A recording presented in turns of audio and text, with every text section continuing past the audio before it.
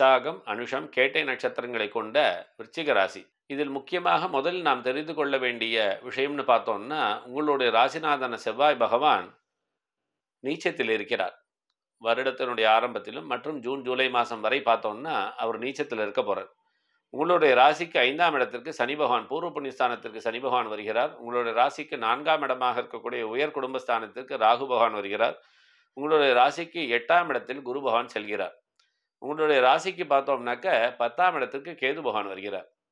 இப்படியான ஒரு நிலைப்பாடுகள் இருக்கிறதுனால கண்டிப்பாக நிறைய குழப்பங்கள், அதாவது உங்களுடைய ராசிநாதனான செவ்வாய் பகவானுடைய நீச்ச கதி முடியும் வரை கண்டிப்பாக ஜூன் ஜூலை மாதம், அதாவது 2025 ஜூன் ஜூலை மாதம் வரை பார்த்தோம்னாக்க இந்த நீச்ச பாவங்கள்லேருந்து செவ்வாய் பகவான் ரிலீஸ் ஆகிற வரைக்கும் பார்த்தோம்னா 100க்கு 100% குழப்பத்தில் தான் இருப்பீங்க.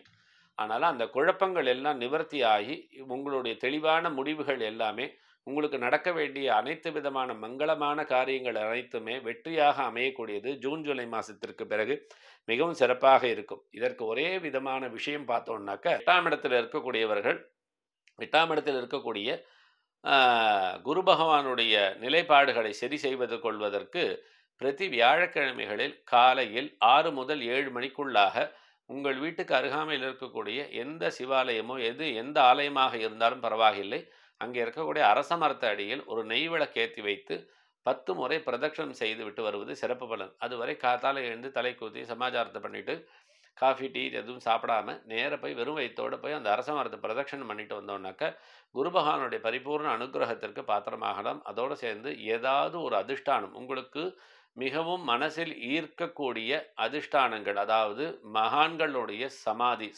சமாதி இருக்கக்கூடிய சன்னதிகளுக்கு செல்லலாம். அதே மாதிரி ராகவேந்திரர் மந்திராலயம் போகலாம், சீரடி சாய்பாபா போய் தரிசனம் பண்ணலாம், மகாபெரிவர்களை தரிசனம் பண்ணலாம், தபோவனம் சென்று ஞானானந்த சுவாமிகளை பார்க்கலாம், திருவண்ணாமலை ரமண மகரிஷி, யோகிராம் சூரத்குமார், சேஷாத்ரி சுவாமிகள், அம்மணி அம்மாள் போன்ற மிகச்சிறந்த நிறைய மகான்கள் இருக்காங்க.